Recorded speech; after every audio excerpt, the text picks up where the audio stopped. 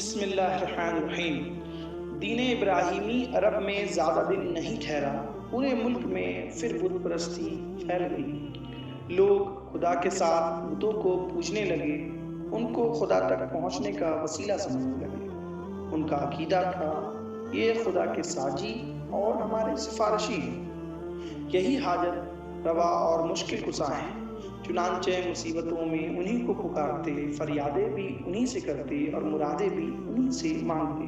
ابراہیم علیہ السلام تو خالص توحید کے داعی تھے اور شرک و بت پرستی سے بیزار، لیکن یہ لوگ ان کا سکھایا ہوا سبق بھول گئے اور مورتیوں کے پجاری بن گئے۔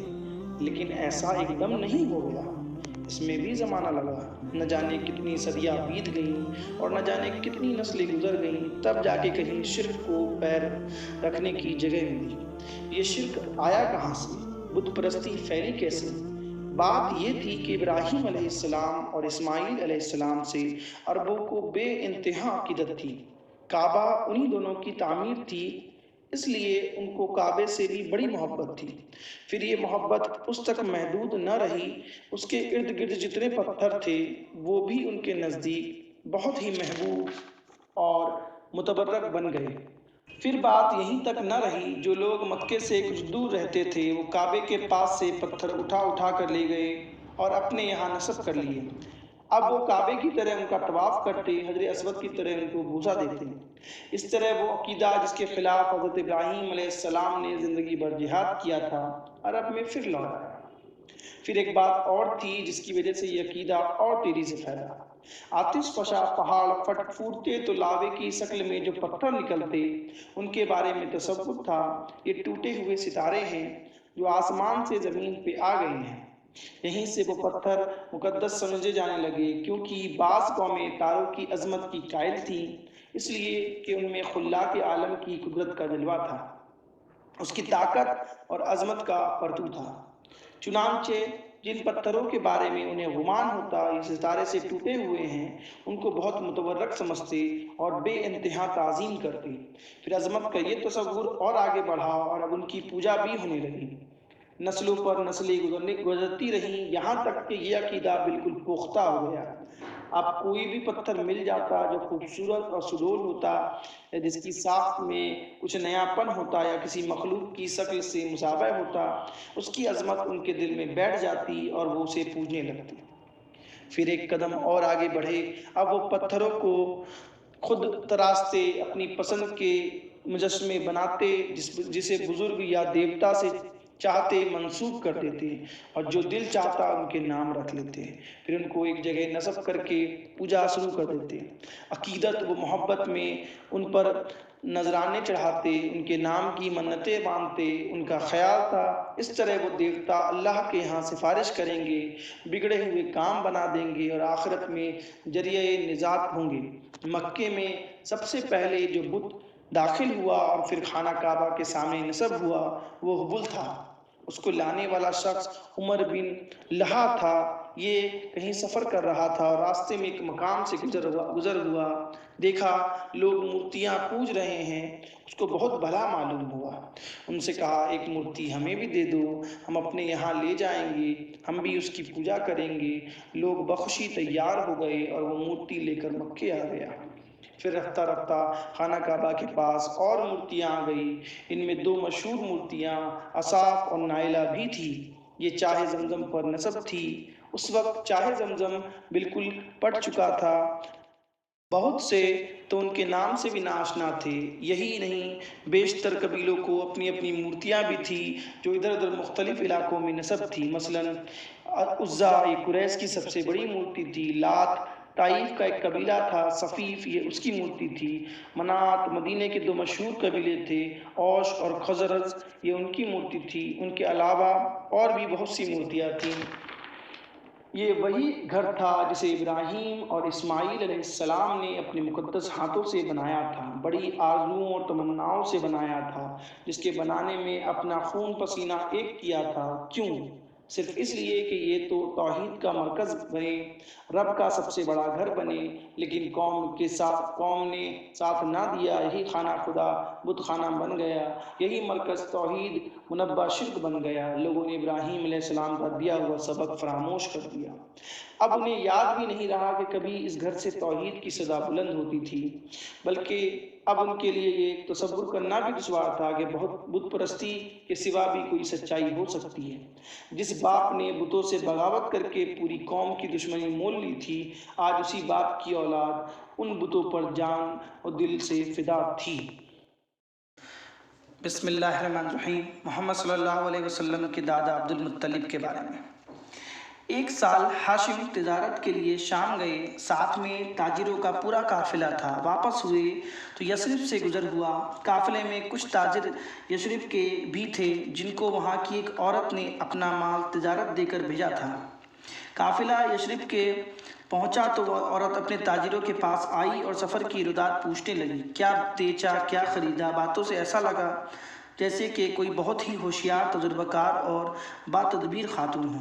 ہاشم یہ سب دیکھ کر دل ہی دل میں اس کی فراست کی داد دے رہے تھے، اس کی ذکاوت اور فطانت سے خوش ہو رہے تھے، چہرے پر شرافت اور سنجیدگی کا نور دیکھ کر مشہور ہو رہے تھے۔ یہ کون عورت ہے؟ ہاشم نے سوال کیا۔ یہ سلمہ ہے، باپ کا نام عمرہ ہے، خزرج کا ایک خاندان ہے، بنی نجار، یہ اس خاندان سے ہے۔ تاجروں نے اس کا پورا تعارف کرا دیا۔ ہاشم، کیا یہ شادی شدہ ہے؟ نہیں، البتہ یہ اپنے یہاں کی بہت معزز خاتون ہے، چاہتی ہے کوئی ایسا شوہر ہو جو اس کی آزادی سلب نہ کرے، اپنی آزادی کی مجروح کرنا اسے گوارا نہیں۔ ہاشم، پوچھو کیا وہ مجھے پسند کرے گی؟ پوچھا گیا تو وہ تیار ہو گئی اور ہاشم کو اچھی طرح جانتی تھی، اسے معلوم تھا قوم میں ان کا کیا مقام ہے۔ چنانچہ ہاشم سے اس کی شادی ہو گئی، وہ اسے لے کر مکے چلے آئے، وہاں کافی دنوں ساتھ رہے، پھر وہ یثرب لوٹ آئیں۔ وہاں ایک لڑکا ہوا جس کا نام اس نے شیبہ رکھا۔ اس کے بعد کئی سال گزر گئے، پھر ایک سال گرمیوں میں تجارتی قافلہ چلا، ساتھ میں ہاشم بھی گئے۔ شام میں ایک مقام ہے غزہ، وہاں پہنچ کر انتقال کر گئے۔ اب سارے عہدے مطلب کے ہاتھ میں آ گئے، یہ ان کے بھائی تھے۔ شیبہ مطلب کے بھتیجے تھے، یہ یثرب میں ماں کے پاس ہی رہ رہے تھے۔ اب مطلب کو ان کی فکر ہوئی، طے کیا بھتیجے کو مکے لائیں گے، یہی ان کا ددیال تھا، یہاں باپ کا پورا خاندان تھا۔ مطلب اس گھر سے یثرب گئے، بھابھی سلمہ سے ملاقات ہوئی، بولے میرا بھتیجا بڑا ہو چکا ہے، ہاتھ پیر مضبوط ہو چکے ہیں، چاہتا ہوں اب سے اپنے یہاں لے جاؤں۔ تمہیں معلوم ہی ہے حسب و نسب کے اعتبار سے قوم میں ہمارا کیا مقام ہے، وہاں وہ عزت سے رہے گا، یہاں تو بیچارہ پردیس میں پڑا ہے۔ سلمہ، اس کی جدائی میرے لیے موت ہے، لیکن یہ بھی پسند نہیں کہ وہ اپنے بزرگوں سے جدا رہے۔ ذرا پوچھئے دیکھیے اس کی کیا خواہش ہے، کہو میرے دلارے کیا خیال ہے، میرے ساتھ اپنے وطن چل رہے ہو؟ مطلب نے نہایت پیارے بھتیجے کو مخاطب کیا، یہ تو امی بتائیں گی، جب تک امی جان کی اجازت نہ ہوگی میں کہیں نہیں جانے کا۔ سعادت مند بھتیجے نے نہایت معصومیت سے جواب دیا۔ سلمہ نے مطلب کا اصرار دیکھا تو تیار ہو گئی، کلیجے میں پتھر رکھ کر اجازت دے دی۔ مطلب 3 دن وہاں مہمان رہے، چوتھے دن شیبہ کو ساتھ لے کر مکے روانہ ہوئے۔ اس وقت شیبہ کی عمر 8 برس تھی، دونوں ایک ہی اونٹ پر سوار تھے، مطلب آگے بیٹھے تھے اور شیبہ پیچھے۔ مکے میں داخل ہوئے تو لوگوں کو گمان ہوا کہ یہ مطلب کا غلام ہے، کہیں باہر سے لے کر آ رہے ہیں۔ دیکھتے ہی شور مچایا، مطلب غلام لائے ہیں، کیا تم نے عبد المطلب یعنی مطلب کا غلام دیکھا ہے؟ دیکھو یہ عبد المطلب۔ مطلب نے اس طرح کی آواز سنی تو سخت برہم ہوئے، اہل قریش تم بھی عجیب لوگ ہو، یہ تو میرا بھتیجا ہے، بڑے بھائی ہاشم کا بیٹا، یثرب میں تھا، وہاں سے لے کر آ رہا ہوں، لیکن یہ نیا نام جو بے ساختہ زبانوں پر آ گیا، اصل نام پر غالب ہو گیا۔ ماں نے ان کا نام شیبہ رکھا تھا اور اسی نام سے پکارے جاتے، لیکن اب اصل نام کسی کو یاد نہ رہا اور اسی وقت سے وہ عبد المطلب ہو گئے۔ اللہ الرحمن الرحیم۔ محمد صلی اللہ تعالی وسلم کے قبیلے ہاشم کے بارے میں جو ان کے پردادا کا نام تھا۔ مکے میں نہ جانے کتنے انقلابات آئے اور گزر گئے، نہ جانے کتنی نسلیں آئیں اور مٹ گئیں، نہ جانے کتنی قومیں حکمراں ہوئیں اور بے دخل ہو گئیں، یہاں تک کہ باگڈور کسی کے ہاتھ میں آئی۔ یہ کلاب کے بیٹے تھے اور اسماعیلی خاندان سے تھے۔ قریشی رشتہ داروں اور عزیزوں نے بھی ساتھ دیا اور ہر طرح ان کا تعاون کیا۔ مکے میں اب تک خیمے ہی خیمے تھے، عمارتوں کا نام و نشان نہ تھا، کسی میں یہ ہمت نہ تھی کہ سرزمین کعبہ میں کوئی گھر تعمیر کرے یا کوئی اور عمارت بنوائے جو بیت اللہ سے اونچی ہو۔ कुस्सी पहले शख्स हैं जिन्होंने ये हिम्मत की। उन्होंने एक इमारत बनवाई जिसका नाम दारुल नदवा रखा। वहाँ वो इशराफ मक्का को जमा करते, बैठकर शहरी मसाइल पर गौर करते, अहम मामलात में उनसे मशवरे लेते, वहीं पर मुकदमात के फैसले होते, शादी ब्याह के मसाइल तय होते। फिर कुस्सी ने कुरैश को भी इमारतें बनाने का हुक्म दिया। चुनांचे उन्होंने काबे के आसपास अपने घर तामीर किए, अलबत्ता बीच में बहुत काफ़ी जगह छोड़ दी कि हाजी आएँ तो तवाफ़ वगैरह में कोई जहमत ना हो। कुस्सी ने अपने दौर में कई बड़े बड़े काम किए जो एक ज़माने तक यादगार रहे। मशर हराम उन्हीं की ईजाद है जिस पर हज के दिनों में चिराग जलते थे। उन्हीं ने तमाम कुरैश को जमा किया और तकरीर की, भाइयों, खाना काबा की ज़ियारत के लिए हाजी न जाने कहाँ कहाँ से आते हैं, सैकड़ों हज़ारों मील के फासले तय करके आते हैं। भाइयों, उनकी मेज़बानी करना तुम्हारा फ़र्ज़ है। फिर इस सिलसिले में उन्होंने 2 ओहदे कायम किए। एक का नाम था सिकाया, उसका काम था कि हाजी आएँ तो उनके लिए मीठे पानी का इंतज़ाम करें। चाह जमजम पिट चुका था, इसलिए पानी कम याब था, बहुत दूर दूर से लाना पड़ता। नींद नबीज़ वगैरह का अहतमाम भी उसी सूबे के सुपुर्द था, जो अरबों की ख़ास चीज़ थी।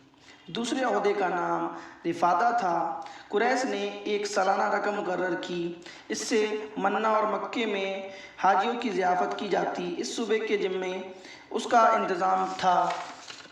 खाना काबा से मुतल्लिक भी एक ओहदा कायम किया और उसका नाम हिजाबा रखा। जो इस अहदे का ज़िम्मेदार होता वही काबे का कलीद बरदार होता। काबे से मुतल्लिक सारे काम उसी के सुपुर्द होते।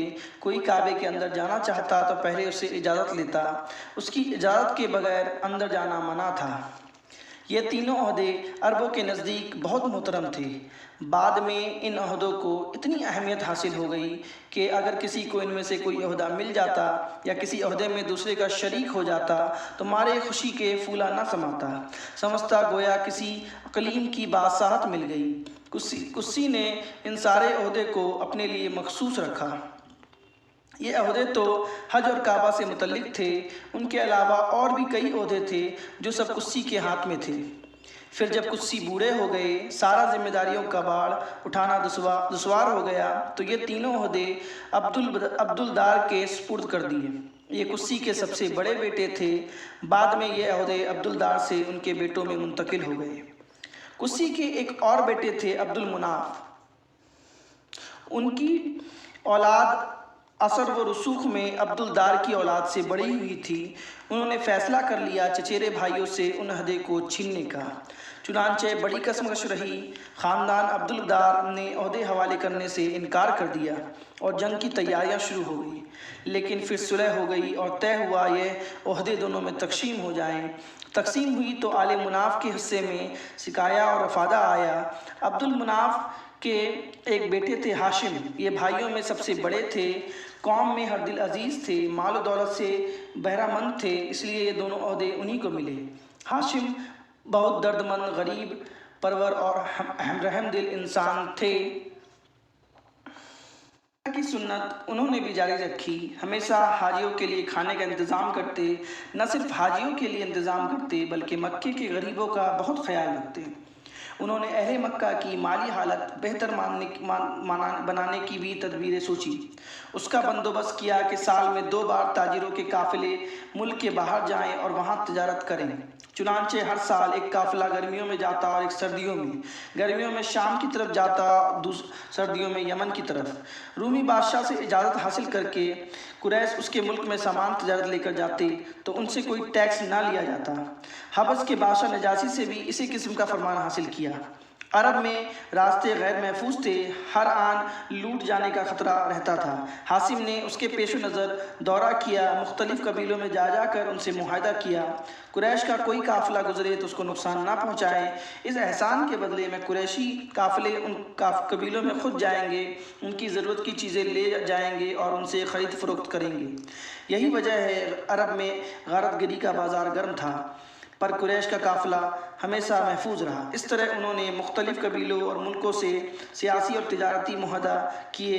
इससे कुरैश बिल्कुल मामून हो गए और तिजारती मैदान में खूब आगे बढ़े।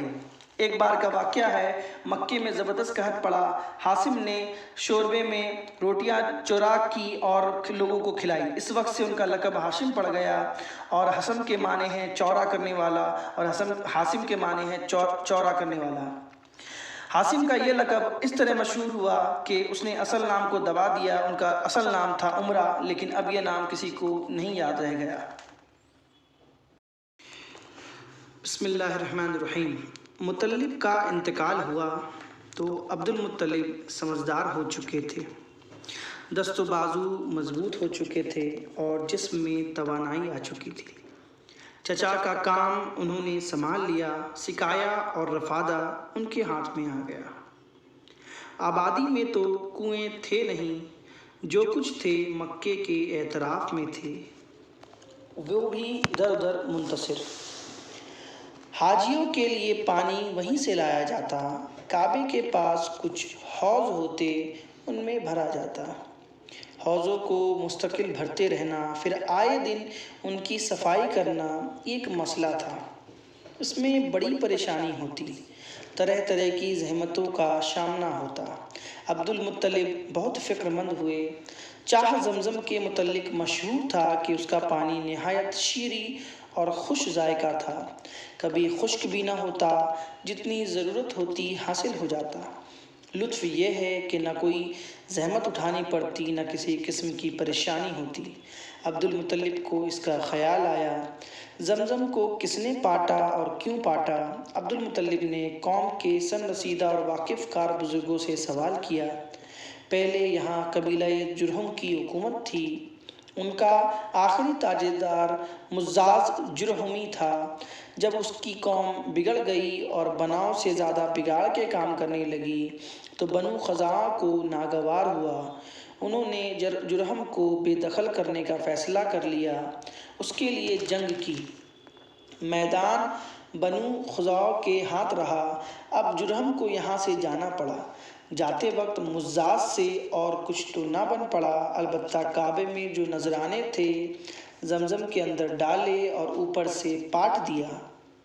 جاننے والوں نے زمزم کو پوری تاریخ بیان کر دی۔ اچھا، تو جب تک زمزم کی خدائی صفائی نہ ہو جائے اور پہلے کی طرح پھر سے وہ رواں نہ ہو جائے، اس وقت تک ہمیں چین سے نہیں بیٹھنا ہے۔ عبد المطلب نے نہایت پرعزم لہجے میں اپنا فیصلہ سنایا۔ انہی دنوں ایسا ہوا کہ رات میں وہ سو رہے تھے، سوتے میں یہ آواز سنی، زمزم کی خدائی کر ڈالو۔ یہ غیبی آواز آئی اور مسلسل آتی رہی۔ اس سے ان کی ہمت اور بڑھی، چنانچہ خدائی شروع ہو گئی، لیکن یہ کوئی آسان کام نہ تھا۔ جان توڑ محنت کرنی پڑی، خون پسینہ ایک کر دیا، تب کہیں جا کر پانی نکلا۔ زمزم میں مزاج کی تلواریں بھی ملی اور کعبے کے نذرانے بھی۔ نذرانوں میں سونے کے 2 ہرن بھی تھے۔ عبد المطلب نے تلواروں سے کعبوں کے دروازے بنوائے اور ہرنوں کو ان کے دونوں طرف رکھ دیا کہ کعبے کی زینت بڑھے۔